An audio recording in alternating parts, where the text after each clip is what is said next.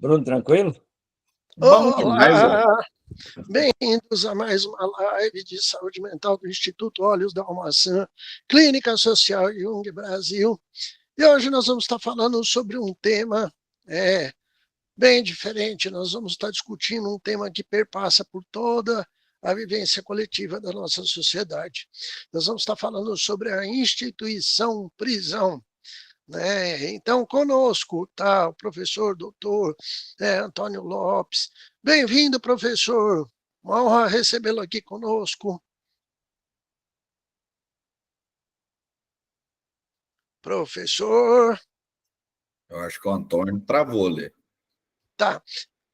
Bem, está com a gente o advogado também, né? Bruno Pena. Bem-vindo, professor. Uma honra tê-lo conosco. Obrigado, Jorge Lima. Honra é minha poder participar aqui de uma discussão de um tema tão importante como esse, do ponto de vista tanto acadêmico, como social, jurídico, que é o Instituto da Prisão. Para mim é uma alegria muito grande poder participar aqui hoje. Muito bom. Professor Antônio, você está por aqui?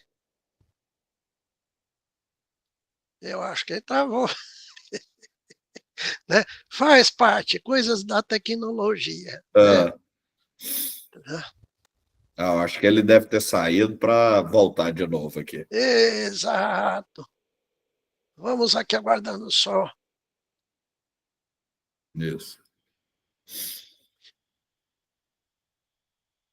O capítulo que o senhor escreveu para essa obra, né? Como é que começou seu interesse nessa obra, né, da área do direito, né? Vamos começar com a gente aqui, Bruno, tá? O teu capítulo, ele versa sobre o quê? Conta para quem está assistindo a gente, né? Então, Jorge, eu fiz, na verdade, uma das orelhas do livro. Eu não redigi um capítulo especificamente, até em razão de uma experiência pessoal que eu passei. Eu fui alvo de uma prisão ilegal, de uma prisão injusta. Eu sou advogado. Eu fui alvo de um pedido de prisão numa operação da Polícia Federal que visava a apuração de um partido político para o qual eu advogava. À época, esse partido, inclusive, foi extinto. E foi pedida a minha prisão preventiva. Eu fiquei 10 dias preso. E saí da prisão por uma ordem num habeas corpus, concedido por um ministro de um tribunal, do Tribunal Superior Eleitoral, no qual ele disse que não vislumbrava nenhum indício da prática de qualquer tipo de crime. E tanto é que eu digo que foi injusta e ilegal, porque depois, inclusive, eu sequer fui denunciado pelo Ministério Público, eu não sou nem réu dessa ação penal. Outras pessoas foram denunciadas, eu não fui denunciado. Então, a questão que eu pergunto é o seguinte, assim, se não tinha elementos do ponto de vista jurídico, nem por oferecimento de uma ação penal, que é o ato inaugural do processo penal, ou seja, o primeiro passo de uma ação penal, que requer assim, indícios mínimos de autoria e de materialidade. Que elementos que tinha para uma prisão preventiva? Isso demonstra que o instituto da prisão tem sido banalizado. Ou seja, assim, o encarceramento de uma pessoa não tem sido visto e analisado com a gravidade que deveria, na minha opinião, como jurídico, como jurista, né? E por que eu digo isso? Até na orelha que eu escrevi para o livro, eu rememorei uma situação ocorrida com o escritor Monteiro Lobato, que também era advogado, que uma vez também determinou-se, durante o Estado Novo, a prisão dele. E ele cravou uma máxima o seguinte, que toda autoridade, toda pessoa com autoridade para decidir sobre a liberdade de uma pessoa, antes dele ter essa autoridade, esse poder de decisão, ele deveria passar alguns dias preso, conhecendo por dentro a vida carcerária, antes dele ter o direito de colocar alguma pessoa dentro da cadeia. Esse hoje é que as autoridades, juiz, promotor, tem juiz promotor que decide, delegado, pede prisão das pessoas sem nunca ter entrado na cadeia, nem para inspeção. E as cadeias brasileiras hoje são verdadeiras masmorras medievais. Então, a discussão que tem que ser feita é assim, Qual que é o objetivo social da prisão? Ela tem que ter um objetivo. E não é só punir. Porque punir, você poderia punir com um tapa na cara, igual alguns países, uma chicotada, de qualquer jeito. O instituto do encarceramento, ele tem que ter um sentido, ele tem que ter um propósito. E hoje, na minha opinião, tem havido uma banalização dessa instituição, entendeu? Tão grave. A pessoa vai, prende uma pessoa, às vezes prende errado, e não acontece absolutamente nada a respeito disso. É um erro que passa impune, né? Muito bom. O professor Antônio está entre a gente. Entrou mais alguém? Eu agora consegui.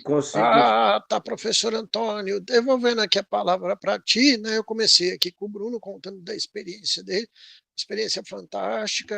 É chato pra caramba isso, né? Ninguém quer passar por isso. É uma coisa lamentável, mas infelizmente no Brasil, aliás, no mundo acontece, né? A gente vê casos aí bizarros, né? Eu mesmo trabalhei na agência prisional aqui em Goiânia, né? Nós tivemos um grupo de apoio dentro da instituição prisional, né? Que aconteceu a convite na época do secretário de Segurança, Jonathan Silva. Ele nos convidou, na época, o diretor da penitenciária era o doutor Edmundo Dias. Grande advogado, inclusive. Sim, Edson Tadashi, era essa equipe que a gente trabalhava juntos, e eles nos convidaram para ficar lá com um projeto, né, de desintoxicação de dependentes químicos de 2000 a 2003. Nós fizemos esse trabalho lá dentro, né? E aí, conhecendo o professor Antônio Lopes, que nos convidou, né, para participar com um capítulo dentro dessa obra aí, Instituição Prisão. Professor Antônio, como é que começou a ideia desse livro, né? Que tem quantos autores, professor? São 46 colaboradores, dentre 2 editoriais de jornalistas renomados. Nós temos jornalistas, psicólogos, psiquiatras, alunado, um egresso do sistema, médicos e artistas plásticos, teatrólogo, e nós temos até cordel num livro, respondendo a sua pergunta, que começou desde quando a prisão me intriga, aqui no exterior. Eu conheço a prisão de Aparecida de Goiânia e conheço a prisão de San Quentin, na Califórnia, que é a próxima meta nossa, se a gente conseguir aí um financiamento estatal, né, que é a famosa Bolsa. Todo o meu trabalho desde 2011, fevereiro, eu reavi 30 anos de exílio, né, da universidade. Eu voltei na PUC, a PUC, fiz o exame, o vestibular e passei em primeiro lugar na área do serviço social. Daí de 2011 até agora eu não parei. Eu fiz 2 graduações, especializações, mestrado, doutorado e pós-doutorado. Sempre pesquisando mídia, religião, trabalho e prisão. A prisão, como diz, e segundo diz Foucault, que é onde a gente estrutura, você, por exemplo, estrutura esse seu livro que eu ando lendo aqui e aprendendo em Jung. A prisão, nesse livro, é estruturada naquilo que Foucault diz, que é um sistema de vigiar e punir, né? Esse sistema de vigiar e punir, ele extrapola a prisão nesse mundo pós-moderno, pós-tudo, segundo Eric Hobsbawm, e nós vivemos uma sociedade acuada, vigiada a todo tempo e lugar, e nessa prisão é acondicionado aquilo que a gente chama de verdade da sociedade. A prisão tem um público que tem cor, tem idade, tem uma formação educacional e tem aquilo que a gente chama aí de valores. Valores entre muitas aspas, né? Porque até isso, hoje a gente tem que saber que espelho a gente toma para discutir valor. A prisão brasileira, que hoje é a terceira em população carcerária no mundo, e a prisão brasileira, que hoje retrata um país com a maior população carcerária da sua história. Então, em 524 anos, nós não temos a maior população na escola em formação do país. Nós temos a maior população carcerária do país. Então, um país que aumenta a sua população, que é basicamente caracterizada pela base da pirâmide social, sujeito sem face, negro, entre 17 e 27 anos de idade, nós temos que pensar a quem serve essa prisão, por que as ideias de privatizar essa prisão e por que no estado onde a gente está realizando a live, bandido bom é bandido morto. O Bruno bem falou isso, Bruno Pena, advogado, nosso companheiro, nosso amigo, professor, fala muito bem numa orelha do livro que a gente fala no livro todo de 615 páginas. Ele fala que a prisão tem aqueles que são condenados por aqueles que nunca adentraram a prisão. E na contracapa do livro, nós temos o professor Jonathan Silva, né, que trabalhou com você num artigo que você também publica nesse nosso livro, sobre saúde mental na prisão. Ele faz o texto da contracapa e ele diz que bandido bom não é o bandido morto. Bandido bom é o bandido julgado, apenado e preso. Agora, eu também tenho aí meus receios a respeito desse conceito bandido, né? Porque na prisão a gente não palestra para camarada de terno e gravata com crachá de deputado. Na prisão a gente não palestra para camarada de terno e gravata com crachá de presidente, de senador. Lá a gente palestra, quando podia palestrar, porque muita coisa mudou a partir desse governo do Estado de Goiás, a gente palestra para a classe trabalhadora, esboçado nas suas mais diferentes vertentes. Tem sim piloto de avião lá dentro. Tem sim traficante de armas e pessoas lá dentro. E tem também aqueles analfabetos. No patronato, eu fui voluntário muito tempo e eu fiz camarada chorar. Não por alcançar a liberdade do sistema, mas por desenhar pela primeira vez o nome dele. É dessa prisão que a gente está falando. E tudo começou com essa vontade, essa instigação que me causa aqueles muros, segundo o Dr. Daniel Emídio, na introdução do livro, psiquiatra e médico, você conhece bem. Ele diz que na prisão os muros são altos e resguardados porque os que lá dentro estão não têm muros em si. Então é essa prisão que a gente vai falar aqui. Eu não vou falar.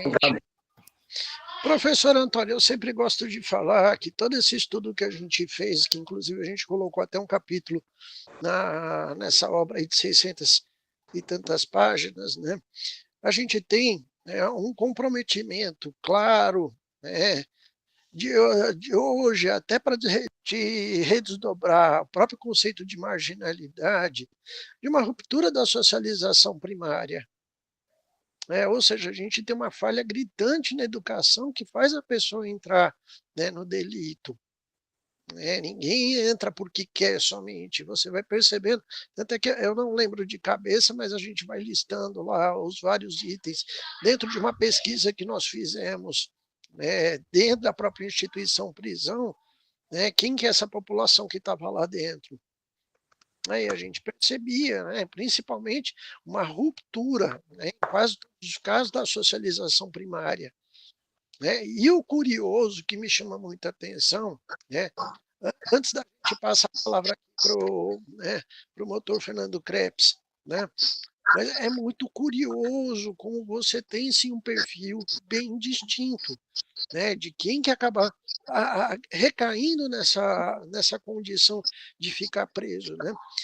E eu confesso que na pesquisa que nós fizemos, né, nesse trabalho que a gente fez lá durante 2 anos, que foi extinto, né, depois que porque era um programa de governo gerido até na época governador Marconi Perillo, através do Jonathan Silva, né, que era secretário.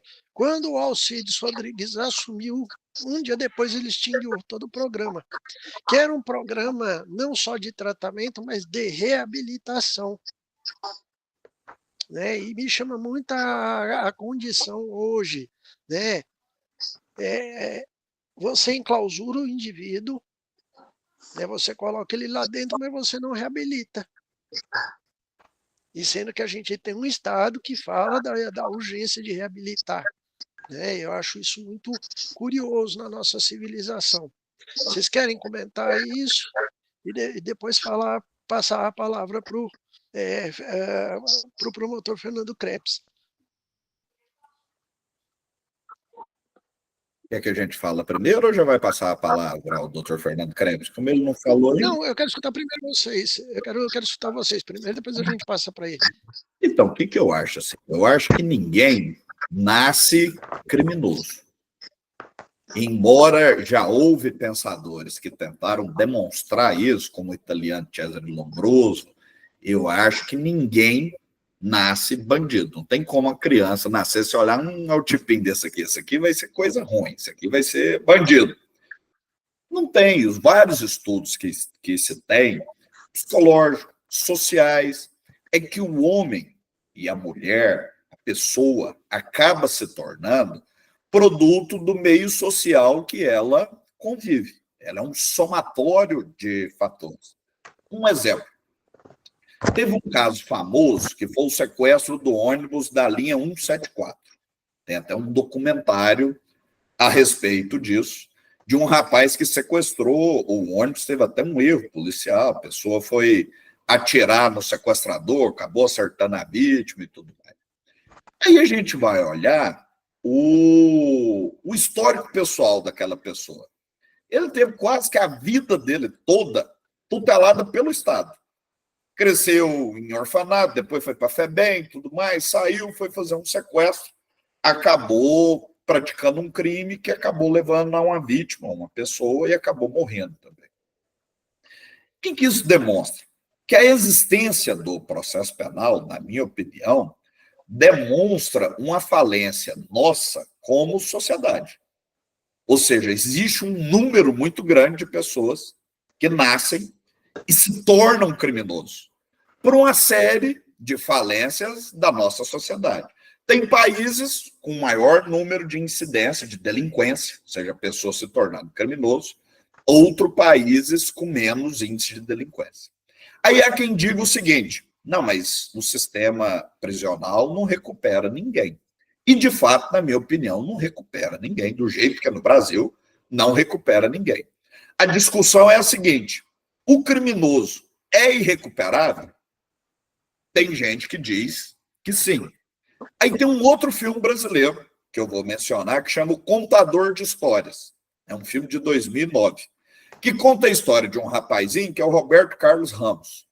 Ele foi preso na antiga FEBEM, fugiu não sei quantas vezes de lá, e ele foi considerado, num relatório da instituição, como irrecuperável, que ele não tinha mais solução, esse menino não tinha conserto. Veio uma pedagoga da França fazer um estudo no Brasil, parece que o nome dela era Marguerite Dubois, uma questão assim. Pegou o menino e falou: esse aqui que é recuperável, é esse aqui que eu quero levar para minha casa. Ela levou o menino para dentro da casa dela. O menino roubou tudo que tinha dentro da casa dela e fugiu. E essa mulher foi atrás do menino. E buscou o menino, e foi conversando com o menino, e mostrando para o menino um novo caminho, um novo caminho, um novo caminho, com toda a paciência do mundo, com uma série de tentativas e erros. Quem que é esse menino hoje? Esse menino hoje é doutor em educação pela Universidade de Sorbonne, na França. Esse menino hoje adotou mais de 20 e tantas crianças, e, ou seja, a educação recuperou um criminoso, que era um delinquente, vou dizer criminoso, que era menor, um delinquente considerado irrecuperável. Então, assim, como recuperar? Tem. Então, como eu disse, a questão da instituição da prisão, o que eu acho que tem que ser analisado? Primeiro, qual que é o papel da prisão?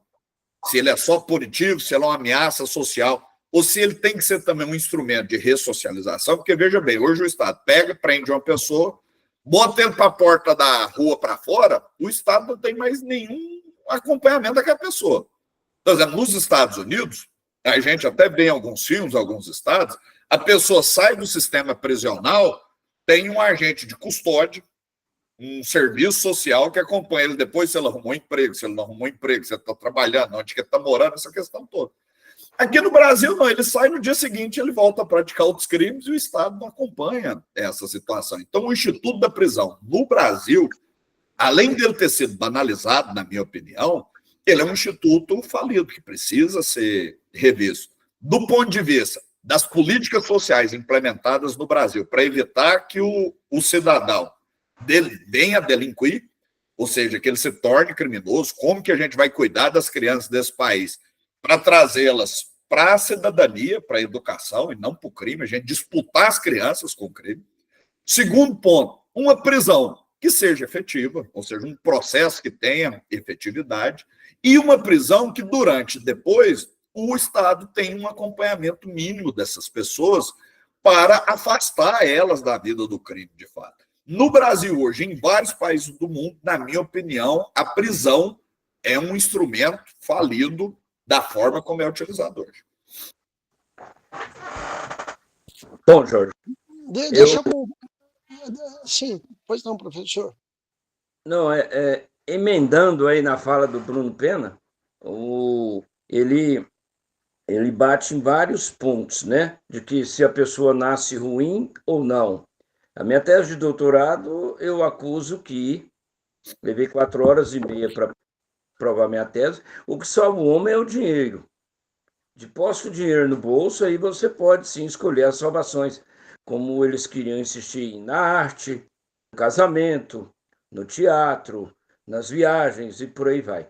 Realmente, o homem não nasce ruim, ele nasce humano. Por isso a gente está falando de humanidades nesse livro. Por isso a gente tem as telas ilustrando do Ivanor Florencio. Por isso a capa retratando o sistema panóptico, né? Essa mão aqui, ó. Essa mão que é a mão do Estado, né?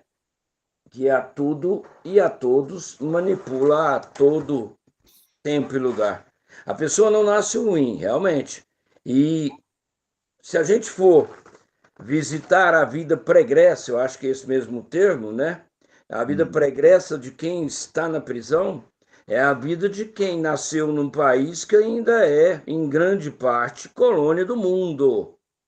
Essa semana eu estava analisando 2 notícias.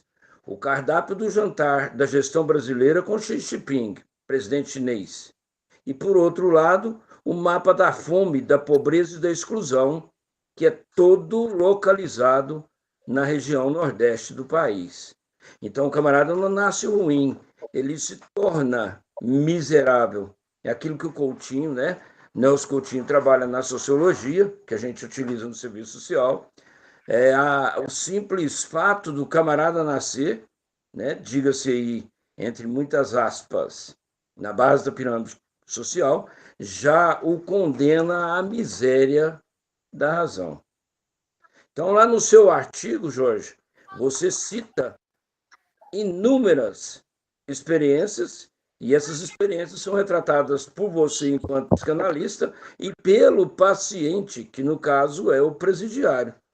Muitos estão lá por desemprego, por parafilias sexuais e outras, dependência química, escravização ao tráfico, né? O fato de não ter acesso à educação, mas ter acesso à prisão da periferia. Então, esse livro, eu tentei montar o livro com, primeiro, quem acreditou e quem acreditasse na minha ideia.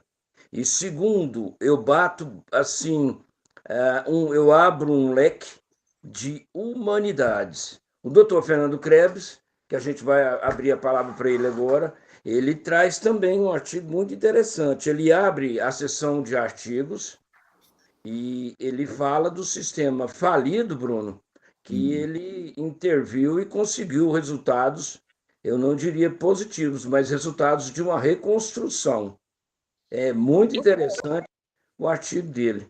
E assim tem o Ivan Antônio com o teatro, que ficou 32 anos na instituição em São Paulo, educador da instituição. Tem o jornalista Ulisses Aécio com editorial, tem, falando da Ágora, da prisão, tem o jornalista Renato Dias. Então, o livro traz todo essa diversidade de ideias. E o Bruno trouxe o doutor Bruno trouxe uma. Eu tenho Bruno, pode chamar de Bruno. O doutor Bruno trouxe uma realidade que é dos Estados Unidos. Eu vivi 15 anos nos Estados Unidos, por isso a minha intenção de voltar a São Francisco, não como imigrante ilegal, mas, lembrando que ilegal é o Estado, mas como pesquisador da prisão, e eu vou ver se eu consigo dar aula no Laraça, lá na Skyline University, em São Francisco, e lá em Berkeley. Vamos ver o que consigo. Mas lá eu trabalhei com apenados em restrição de liberdade, e os empregos que aqui alocam nos lava-jatos, e em Goiânia o lava-jato, a gente sabe muito bem a função do lava-jato, na cidade que cedia o tráfico central do país. Lá eu trabalhei com presidiários apenados em situação de liberdade assistida, dirigindo ônibus, citando os filmes que o Bruno fala, aqueles ônibus amarelinhos que a gente vê no filme. Eu dirigi aquilo da íngua na virilha, da íngua no braço, de tanto se abrir aquela porta manual. É o único emprego que sobra, que resta e que encaixa essa turma. Por isso eu estava lá, porque eu era imigrante, brown collar e ilegal. Mas agora, para passar a palavra para o Jorge, para o doutor. Isso, vamos escutar um pouquinho, né, o promotor de justiça, Fernando Krebs. Bem-vindo. Boa noite a todos, boa noite ao doutor Bruno Pena, boa noite, doutor Antônio, boa noite, doutor Jorge Antônio. Até se eu puder baixar um pouquinho a sua câmera, a gente pode ver todo o seu rosto aí, porque nós estamos vendo só a sua testa. É isso aí. Se puder baixar um pouquinho, fica melhor. Aí, gente, perdão, agora aqui, é coisa de cego sem olhar a tela. Tá certo. Não, mas agora tá bom, Tá beleza. Bom demais. Eu vou fazer a introdução. Eu queria que o senhor explanasse que o senhor explanasse um pouquinho, de uma forma resumida para a gente, sobre a importância do seu capítulo nessa obra Instituição Prisão, né? Porque a gente está fazendo aqui, né, uma live para apresentar, né, exatamente por que a gente está estudando isso, né? Sim, claro. Eu sou promotor de justiça e fui promotor do Tribunal do Júri durante uma década, 10 anos. Eu fiz mais de 500 júris na minha vida profissional.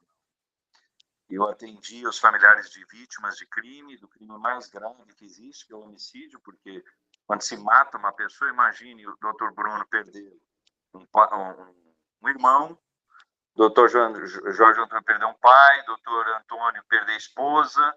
Quer dizer, os senhores vão querer justiça. Qual a justiça? A justiça é também punição. Ela não é só punição, mas é também punição. Eu pedi muitas absolvições e desclassificações de crime, porque eu sou promotor de justiça, não de acusação.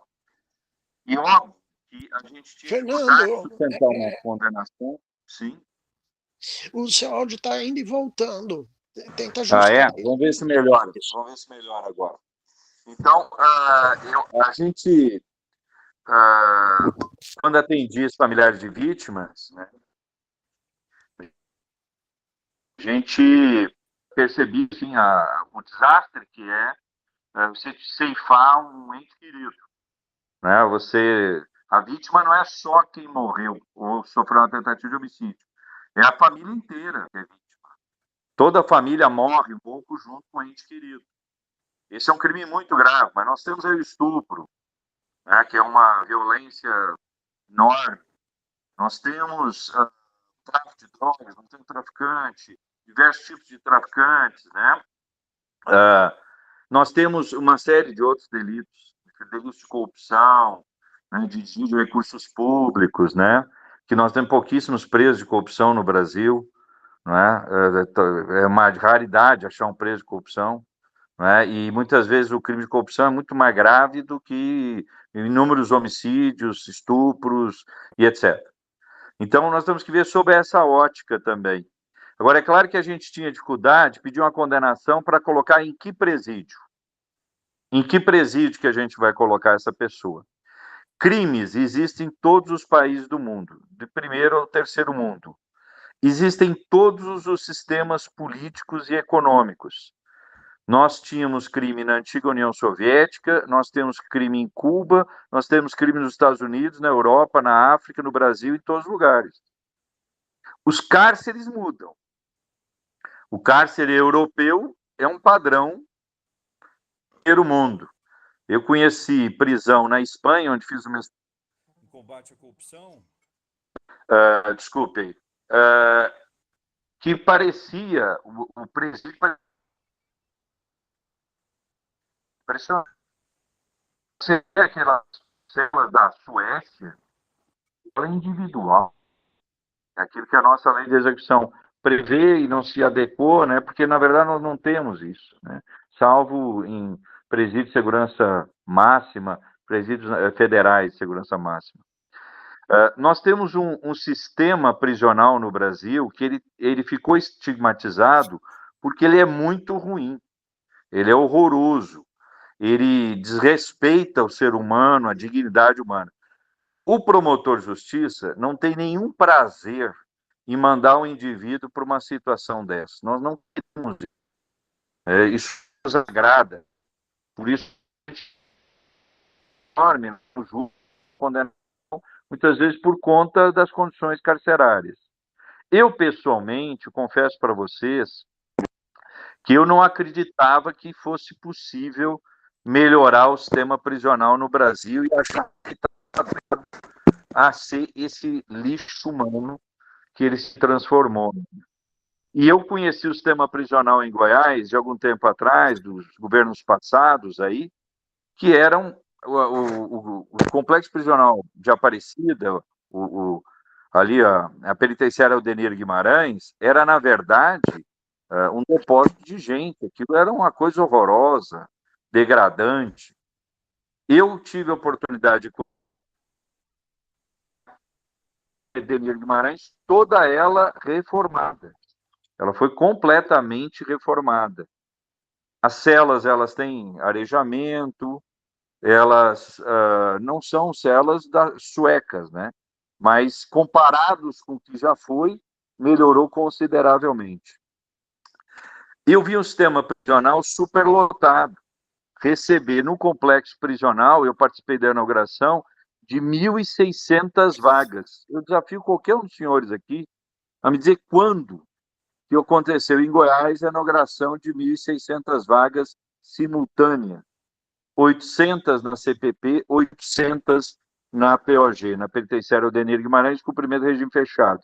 800 na Casa de Prisão Provisória, que tinha celas piores do que a Aldenir Guimarães pós-reforma. O maior problema e o maior desafio do sistema prisional no Brasil é, sem dúvida alguma, a superlotação. A superlotação, ela degrada, ela estimula o crime dentro do sistema prisional e ela inviabiliza qualquer tentativa de ressocialização. Eu acredito na ressocialização, sim.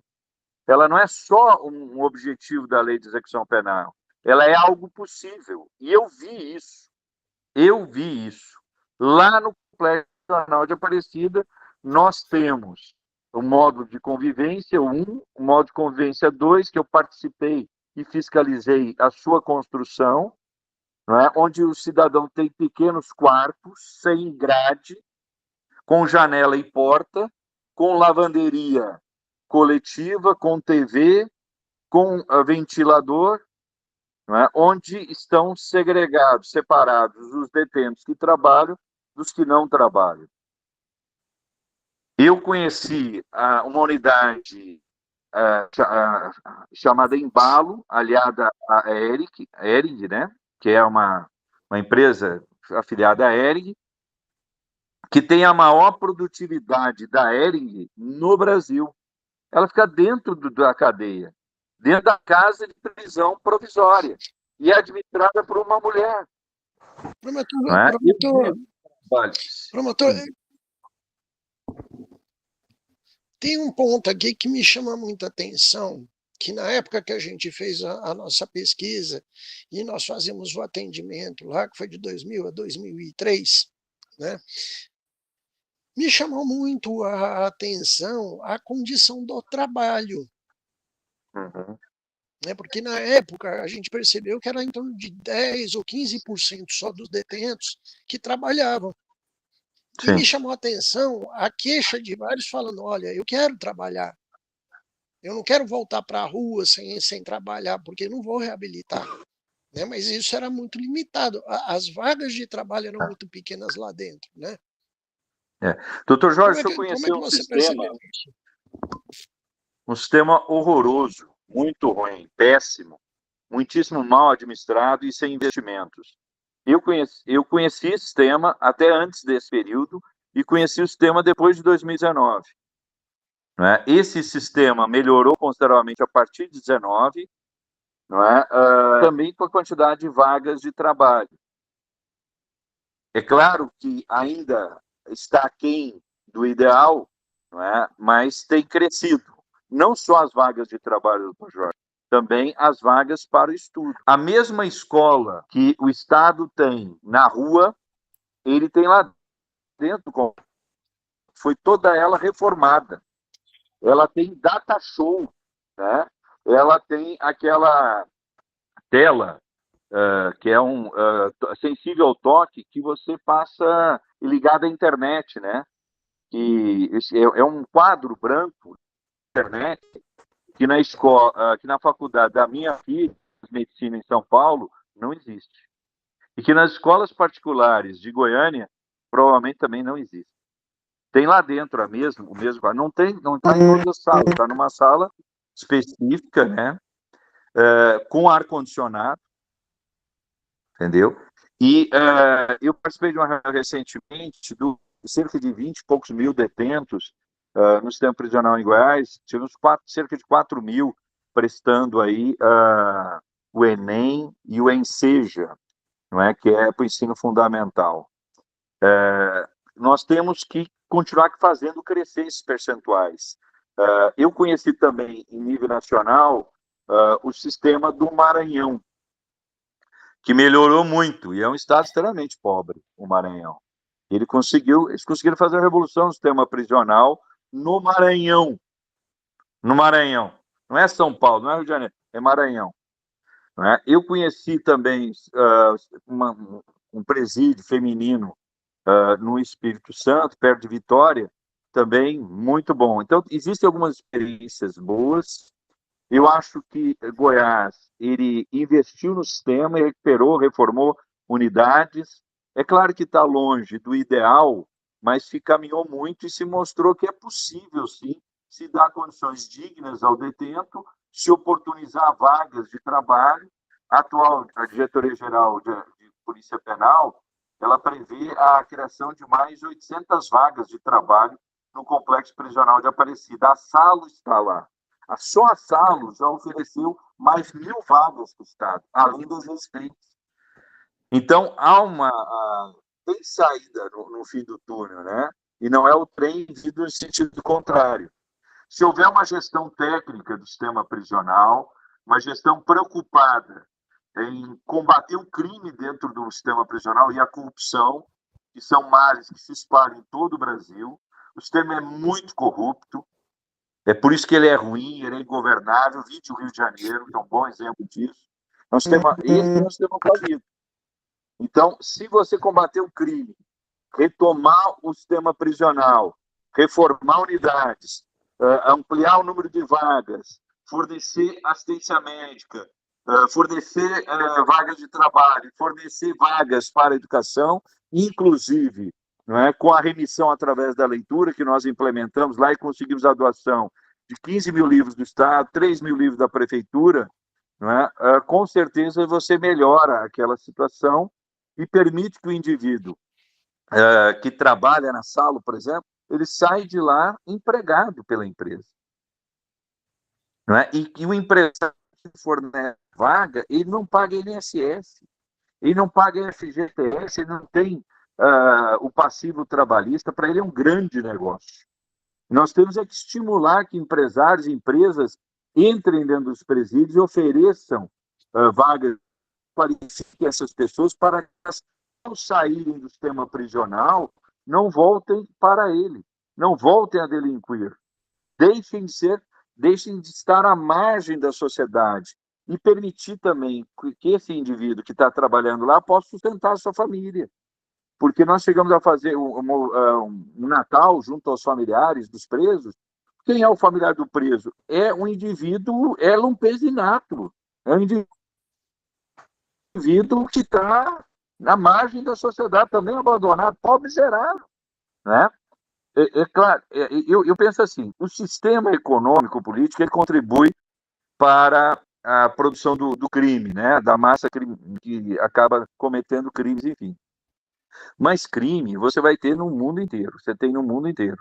Você tem que fazer o combate ao crime, você tem que ter medidas de ressocialização, de integração dessas pessoas na economia. Quando a economia do país cresce, gera empregos, gera renda, é óbvio que você reduz a criminalidade, reduz os soldados do tráfico, você tem como enfrentar o crime e as suas mazelas de uma forma mais eficiente, né?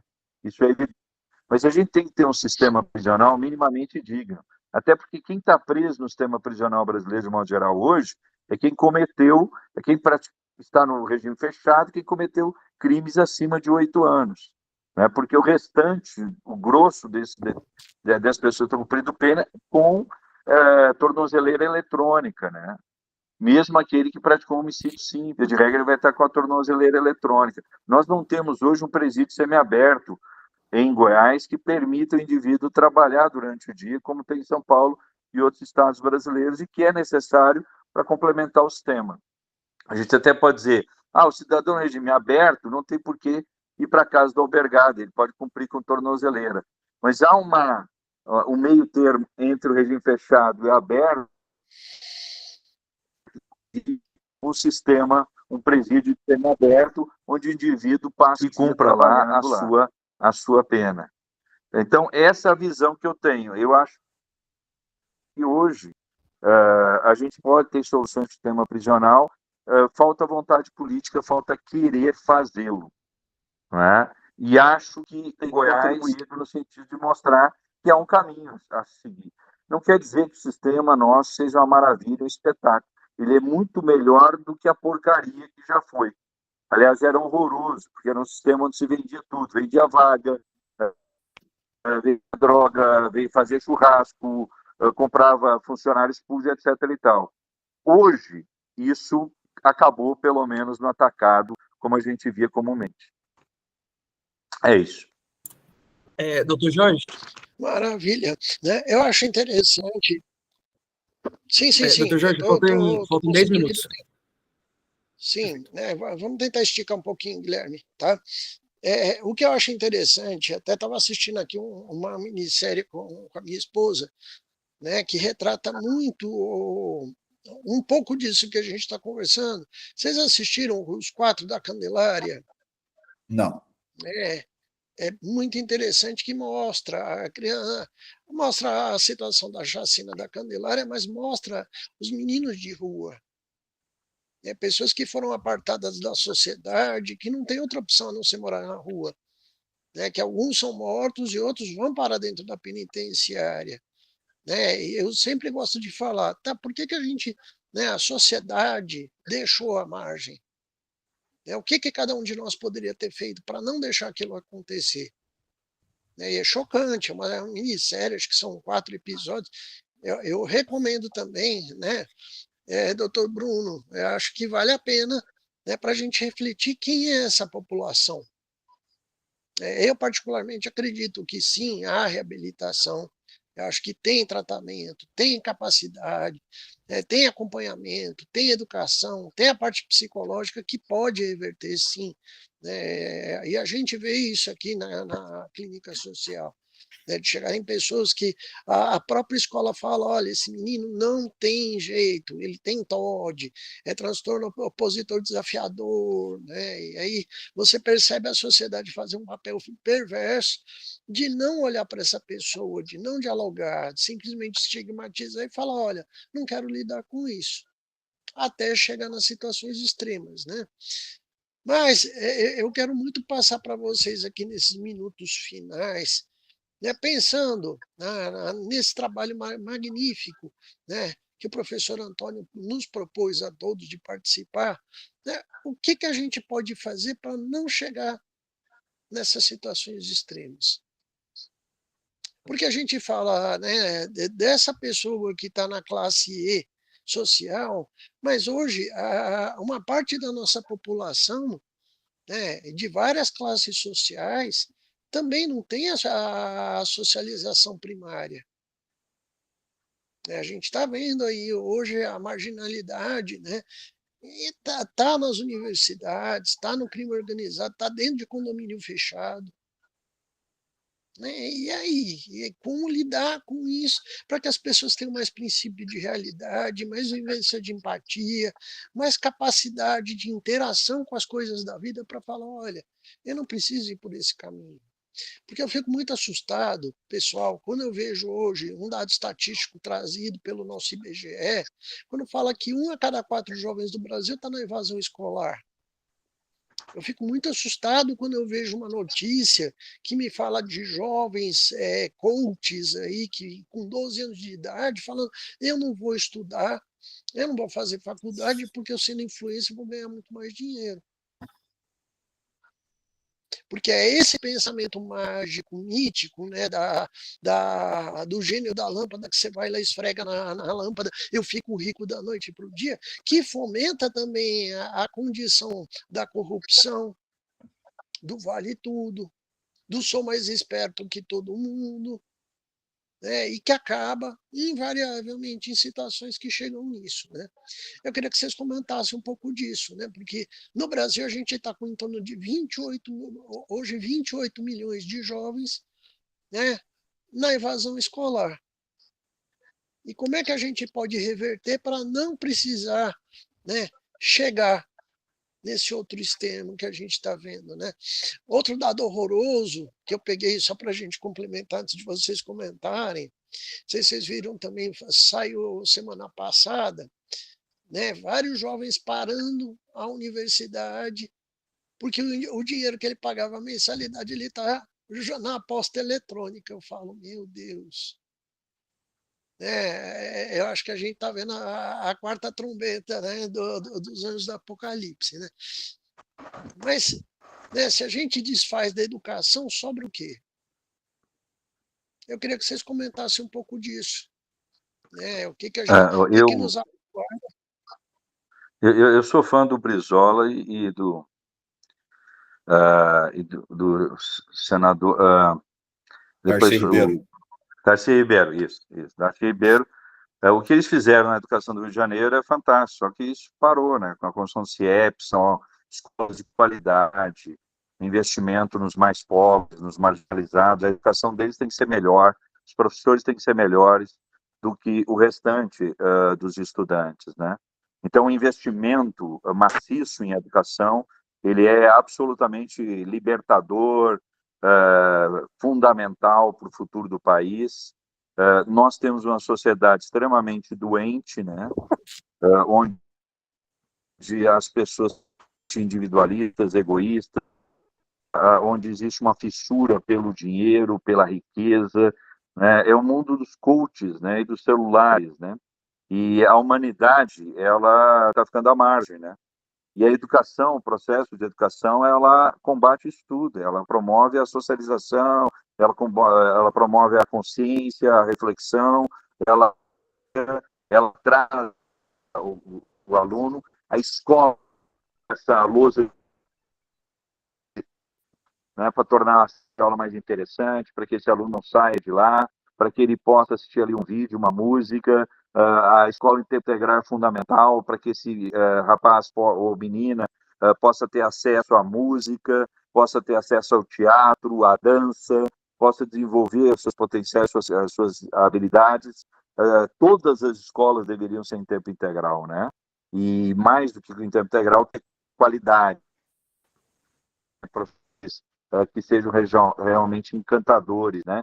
Encantem essa juventude. E para isso eles têm que ser valorizados, bem remunerados, né?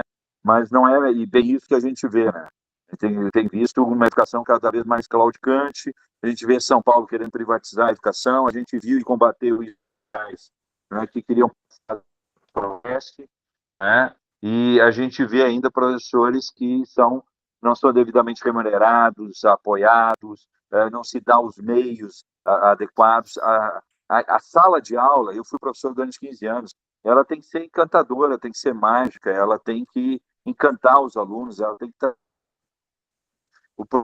que dar aula, para dar aula motivado, ele tem que estar estimulado, e falta, na verdade, a vontade política para fazer isso, né? O Brasil ele tem condições de enfrentar essas situações, mas nós temos muitos governantes que não querem e que menosprezam a educação porque ignoram essa realidade e não querem enfrentá-la. Doutor Bruno, deixa eu escutar o senhor um pouquinho sobre esses pensamentos aí. O que a gente pode estar fazendo com isso tudo? Então, o que eu acho? Eu acho que um pouco do problema é um pouco do reflexo da nossa sociedade. O Karnal ele fez até uma reflexão que eu achei interessante, que é o seguinte: não existe governo corrupto em sociedade honesta. Geralmente, o governo é um pouco reflexo da sociedade. Assim.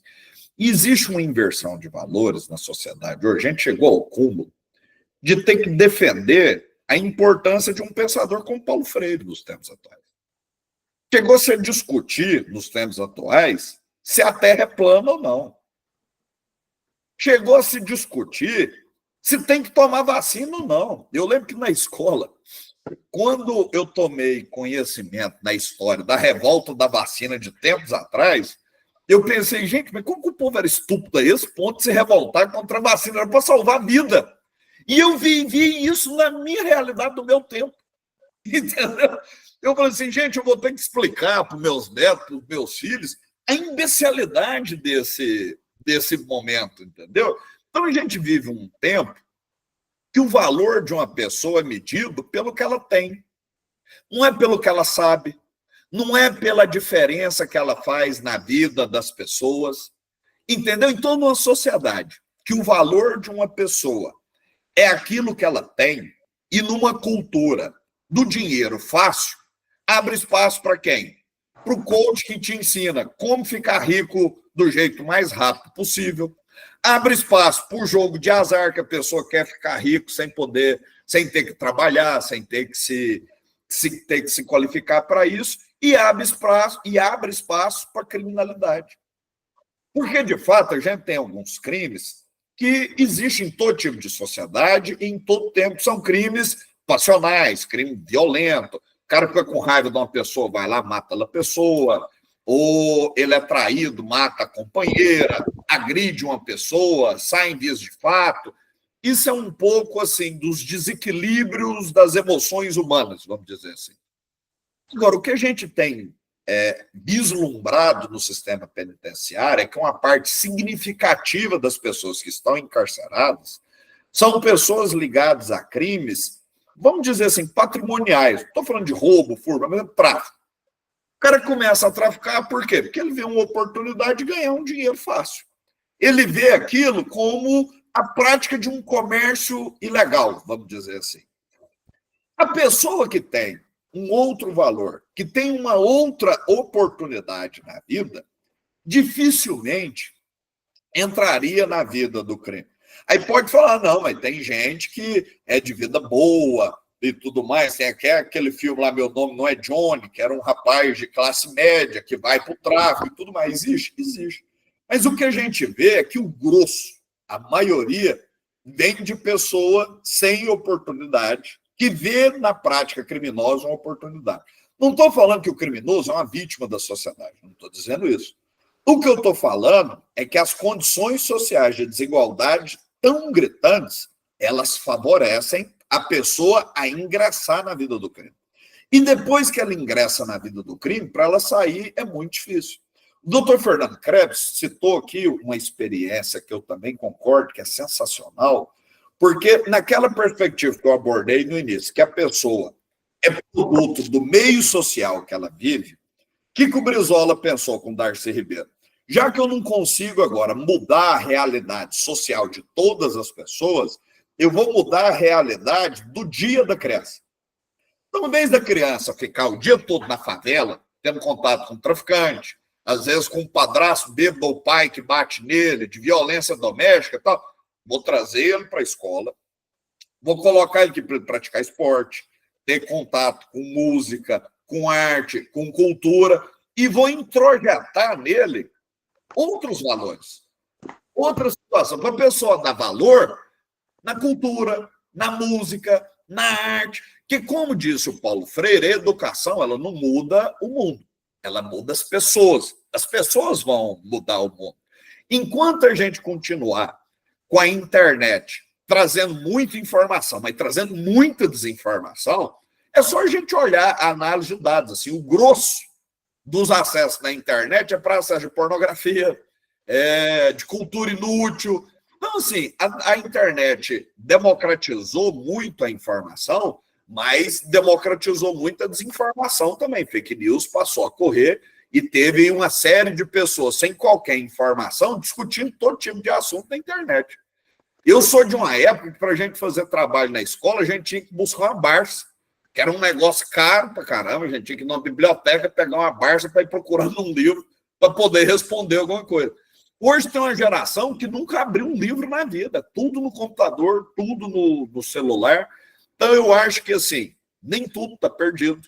Nós precisamos, para resolver a questão criminal e carcerária do país, mais de educação, cultura e arte, na minha opinião, para poder resolver o problema, do que de polícia, processo, advogado, promotor, juiz, essa coisa toda. Porque hoje a gente tem analisado o problema, é o seguinte, tem uma goteira e a gente está vendo a melhor forma de resolver um molhado no chão e não está discutindo a possibilidade de trocar o telhado, de trocar a telha, de trocar a origem do problema. E eu acho que a gente só vai conseguir ter melhoras na questão criminal do Brasil a partir do momento que a gente trocar a telha e não ficar só aqui embaixo enxugando a água, porque, como o professor Antônio sabe, o doutor Fernando e eu, como advogado, vai ser um trabalho hercúleo que não acaba nunca. Sempre vai estar molhado o chão, por mais que a gente tente ali enxugar a goteira. Maravilha. Doutor Antônio, e aí? Bom, eu estou numa sala de aula onde eu estou aprendendo, né? E o livro, eu volto a falar, é uma diversidade, é um leque de teorias, de praxis e de visão de mundo. Na prisão tem quem não teve todo esse esboço sociológico que o Dr. Fernando Krebs traz e o Bruno Pena também, né? Nós temos na prisão, volto a falar, a base da pirâmide social. O trabalho que essa base da pirâmide social faz na prisão, seja na Hering ou na marcenaria, ele é aquilo que o Ricardo Antunes, maior especialista em processo de trabalho, que eu dei aula nessa disciplina, chama de trabalho estranhado. O trabalho estranhado é esse do Uber, do iFood. Eu trabalho, mas eu sou empreendedor da minha própria miséria. Eu não tenho patrão, eu não tenho garantia, eu trabalho por um signo. A gente já vai para o lado do Bourdieu. O livro traz tudo isso. O livro traz um egresso do sistema, traficante, hoje ele já cumpriu a pena, e os filhos dele são vapor.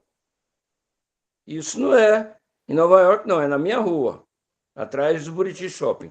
E o livro traz figuras que pesquisam, figuras aí, profissionais liberais, formados, doutores, psiquiatras Jorge, promotor Fernando Krebs e advogado Bruno Pena.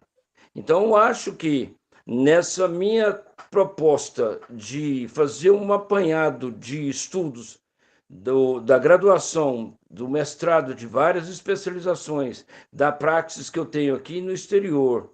Eu nasci numa redação de jornal, do Jornal Gráfico Editora.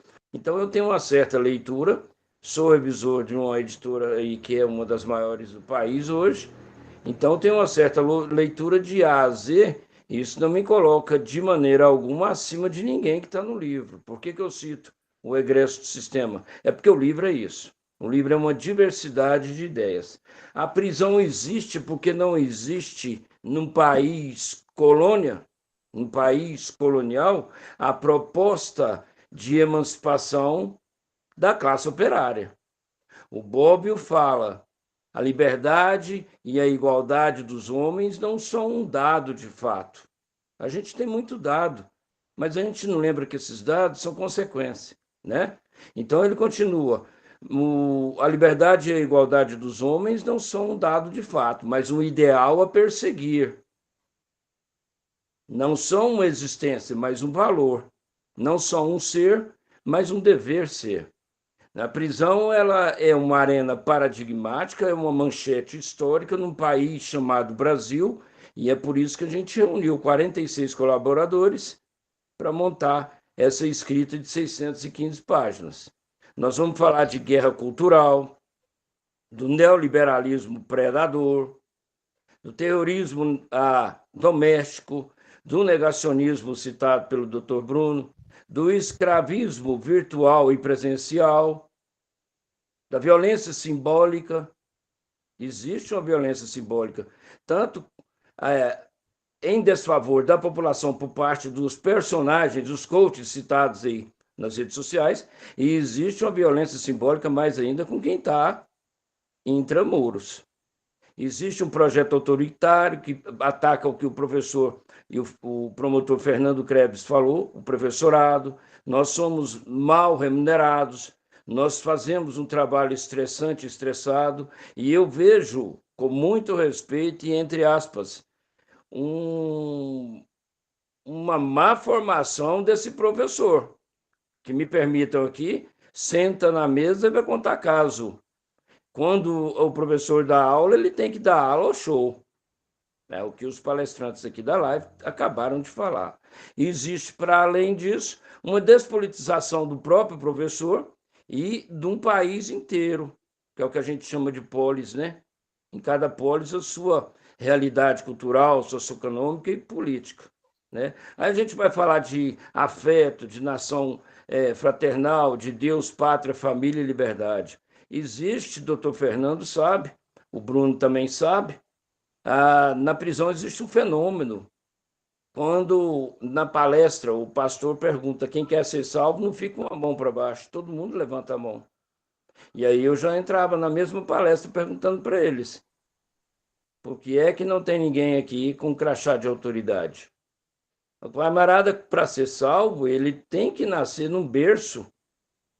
Esse berço, ele tem o berço de ouro, tem o berço escorado ali, remendado, do telhado consertado aí do Dr. Bruno, com um pedacinho de tijolo, e tem um camarada que nasce no berço de vidro.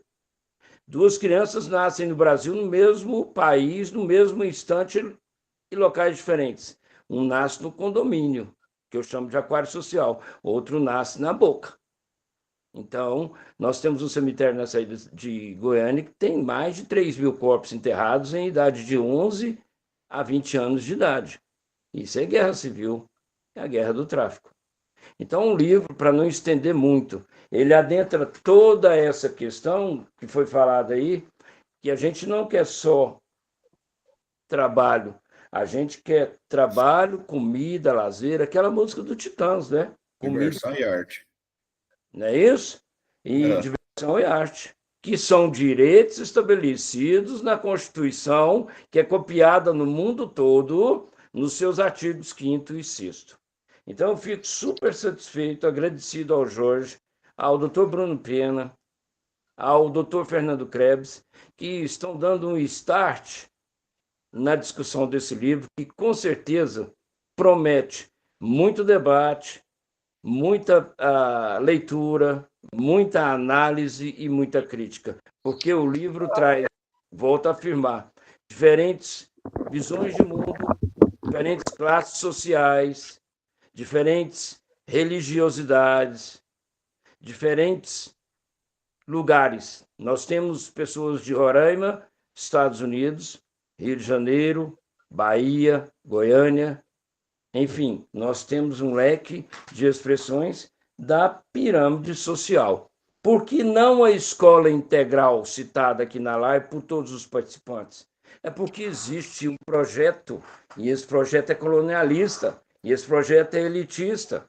O Brasil é acostumado, desde séculos passados, a mandar a elite para a costa e de lá pegar um navio para a Europa, enquanto a classe trabalhadora vai pegar a foice, vai pegar a enxada e vai trabalhar desde os tempos da Casa Grande Senzala no campo, que agora também é outra expressão social. O campo hoje é todo tecnológico. Onde trabalhava 500 trabalhadores, hoje trabalha 2 máquinas. Então é isso que o livro está discutindo, Jorge. E é essa a realidade, é essa manchete que dá título ao livro, é essa manchete histórica e, principalmente, uma arena paradigmática. Olha só, nós reunimos 4 autores aqui, nós já estamos aí praticamente com 2 horas de discussão. Imagina quando a gente reunir, por exemplo, no lançamento do livro na Assembleia Legislativa, esses 46 colaboradores. Então, o livro ele é, entre parênteses, com muita humildade, ou aquilo que o Dr. Euler Barbosa, médico, psiquiatra também, médico completo, vizinho do Jorge lá no Jaó, ele diz que o livro é um tratado. Vamos ver, isso gera responsabilidade. Mas muito bom, professor. E agradecer a vocês pela participação no livro. Repete para nós aqui que está assistindo, qual que é a editora da obra Instituição Prisão? O livro é editado pela Kelps Editora, em Goiânia, onde eu faço parte do conselho editorial, enquanto revisor. Ele tem o ISBN 978 65 5253 0608. É um livro de 615 páginas, ilustrado por Vânia Ferro, artista local. E ele já está nas livrarias, professor? Não, eu estou esperando o lançamento na Assembleia, porque eu quero fazer valer cada um que me ajudou a construir esse... Maravilha. E ele vai ser lançado quando? No dia 16 de dezembro, uma segunda-feira, dia do trabalhador, né, doutor Bruno? Entre 19 e 21 horas. E esse livro... Estaremos todos lá, né? Ele vai ser vendido a preço de custo e também trocado em alimentos, o pessoal já sabe, para a gente fazer depois uma doação em nome dos colaboradores do livro, que abrange N instituições, a instituições que trabalham com crianças. Maravilha, pessoal. Eu quero agradecer a presença de todos, né? Professor doutor Antônio Lopes, professor doutor, né, Bruno Pena, né, professor doutor também, promotor de justiça, Fernando Krebs. É uma honra ter essa participação com vocês e estaremos juntos, se Deus quiser, no lançamento do livro lá no dia 16. Né? Agradecer a todo mundo que está assistindo a gente nesse espaço de reflexão, porque nós não conseguimos falar de saúde sem falar desse lado da nossa civilização. E sem deixar de questionar também as pessoas que estão presas hoje em casa por medo. Né? Porque a gente fala da pessoa que está penada, né? Que recebeu uma pena do Estado, mas é aquela que tem medo de sair de casa também, né? Que é uma outra forma, né, de aprisionamento que hoje está muito comum. Tá? Que isso fica para uma reflexão futura. Muito obrigado a todos vocês pela participação, pela dedicação, pela obra. Parabéns a todos que, né, compuseram esse... Acho que a gente vai ter, depois de 600 e tantas páginas, quem sabe vem o volume 2 e 3. Né? Muito obrigado a todos. Né? Jorge, a gente poderia fazer uma foto do quadro aqui da live, o Guilherme às vezes faz para a gente. Guilherme, todo mundo... Você tira a foto aí e manda para a gente? Tiro sim. Eu tiro um print aqui. Ok. Eu quero agradecer mais uma vez a todos vocês. Eu estou estreando com chave de ouro, né? Com chave de latão, com chave de bronze, que nós estamos discutindo prisão. Mas eu estou iniciando o livro com 3 camaradas. Assim, eu agradeço vocês a todo tempo e lugar pela oportunidade de ter vocês num livro, como diz o Jorge, é só o primeiro. Muitos outros virão com qualidade, com liberdade de expressão e com conhecimento sobre essa e outras práticas. Muito obrigado, Fernando Krebs. Muito obrigado, Bruno Pena. E muito obrigado, Jorge Antônio Monteiro de Lima. Maravilha. E até a próxima live, gente. Valeu! Boa noite a todos. Tchau. Abraço. Boa noite. Até mais. Até logo. Tchau.